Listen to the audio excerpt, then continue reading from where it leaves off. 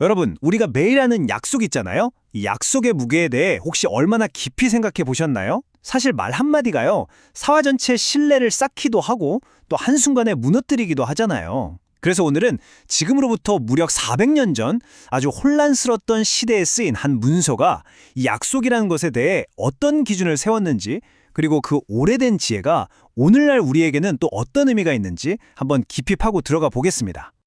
자, 그럼 바로 질문부터 던져볼게요. 맹세하는 거 괜찮을까요? 에이, 그게 뭐 대단한 질문이라고 이렇게 생각하실 수도 있는데요.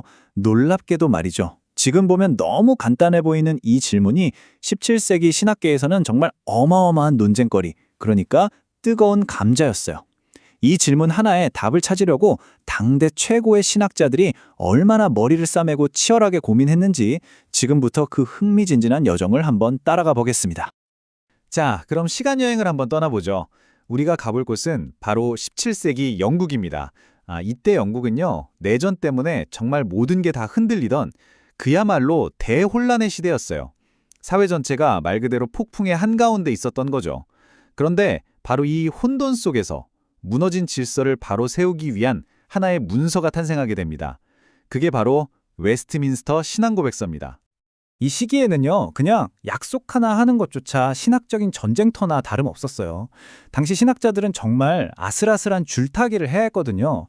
한쪽 극단에서는 절대로 어떤 맹세도 해서는 안 된다 이렇게 외치고 있었고, 또 다른 반대쪽 극단에서는 아니야, 특별한 약속을 해야만 구원을 얻을 수 있어 라고 가르쳤던 거죠. 생각해보세요. 이건 뭐 완전히 물과 기름이잖아요. 이렇게 서로 다른 주장들이 팽팽하게 맞서는 상황에서 사회와 신앙의 중심을 딱 잡아줄 명확한 기준이 정말 절실했던 겁니다. 자, 이 두 입장이 얼마나 달랐는지 좀 더 구체적으로 한번 들여다볼까요? 먼저 제세례파, 이분들은요, 예수님 말씀을 문자 그대로 아주 순수하게 따라야 한다고 믿었어요. 그 열정 때문에 법정에서 증언할 때 하는 선서까지도 거부하면서 세상의 질서와는 아예 담을 쌓으려고 했죠. 반면에 로마 카톨릭은 어땠을까요? 여기는 오랜 전통에 따라서 아주 특별한 헌신, 예를 들면 평생 독신으로 살겠다거나 가난하게 살겠다는 그런 서원을 하면 영적인 공로를 쌓을 수 있다고 가르쳤습니다. 그러니까 한쪽은 세상과 멀어지려 하고 다른 한쪽은 특별한 행위로 공로를 쌓으려 하고 정말 완전히 다른 세계관이죠. 웨스트민스터 신학자들은 바로 이 양극단 사이에서 성경이 말하는 중심이 대체 뭔지 그걸 찾아내야만 했던 겁니다. 그래서 웨스트민스터 신학자들이 내놓은 해법이 뭐였을까요? 바로 중도의 길을 제시하는 거였어요. 그리고 그 첫걸음은 도대체 합법적인 맹세라는 게 뭔데? 이걸 명확하게 정의하는 것부터 시작됐습니다. 자, 여기서 정의하는 맹세의 핵심, 바로 이겁니다. 맹세는요, 그냥 우리가 친구한테 약속할게 이렇게 가볍게 말하는 것과는 차원이 달라요. 이건 자신의 말에 대해 하나님을 증인으로 딱 세우는 거예요. 그리고 만약에 내 말이 거짓말이라면 하나님, 저를 심판하셔도 좋습니다 라고 선언하는 거죠. 그러니까 이건 아주 공적인 동시에 굉장히 신앙적인 행위인 셈입니다. 와, 정말 엄청난 무게가 실린 말이죠? 네, 그렇다면 어떤 맹세가 합법적이라고 할 수 있을까요? 신앙고백서는 아주 명확한 기준 몇 가지를 딱 제시합니다. 자, 첫째, 맹세는 하나님을 경외하는 종교적 예배의 한 부분이라는 겁니다. 둘째, 맹세는 오직 하나님의 이름으로만 해야 한다는 거고요. 그리고 셋째, 이게 중요한데 법정에서 선서하는 것처럼 국가 같은 합법적인 권위가 요구할 때는 이건 피할 수 없는 신성한 의무가 된다는 거예요. 사회적 책임을 다하기 위해서 말이죠. 어때요? 이건 어떤 맹세도 안 돼! 라고 했던 제세례파의 주장에 대한 아주 명확하고 논리적인 답변이 되는 거죠. 그리고 이런 주장의 성경적인 근거가 바로 로마서 13장 1절 말씀입니다. 신앙고백서는 이걸 이렇게 본 거예요. 그리스도인이라면 마땅히 국가 권위에 복종해야 하고 사회의 공적인 신뢰를 지키는 데 기여할 의무가 있다. 그러니까 국가가 법에 따라 정당하게 요구하는 맹세를 거부하는 건 단순히 개인의 신념 문제가 아니라 시민으로서의 의무를 다하지 않는 것이라고 해석한 겁니다. 자, 지금까지는 주로 사회적인, 공적인 성격이 강한 맹세에 대해 이야기했잖아요. 이제는 좀 더 개인적인 차원의 약속, 바로 서원으로 한번 넘어가 보겠습니다. 이 둘, 과연 뭐가 어떻게 다를까요? 맹세와 서원의 가장 큰 차이점은 바로 약속의 대상입니다. 맹세가 주로 사람들 앞에서 사회를 향해 하는 거라면 서원은 약속을 받으시는 분이 바로 하나님 자신이라는 거예요.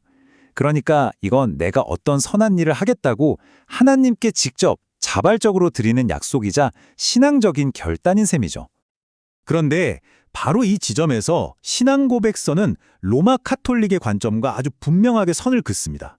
서원은 말이죠. 내가 뭔가 대단한 걸 해서 공로를 쌓고 그걸로 하나님의 환심을 사려는 그런 거래 같은 게 아니라는 거예요. 그게 아니라 오히려 이미 받은 은혜에 감사해서 말씀 안에서 좀 더 경건하고 질서 있는 삶을 살아보기 위한 자발적인 훈련 도구, 바로 그런 거라고 설명하는 거죠.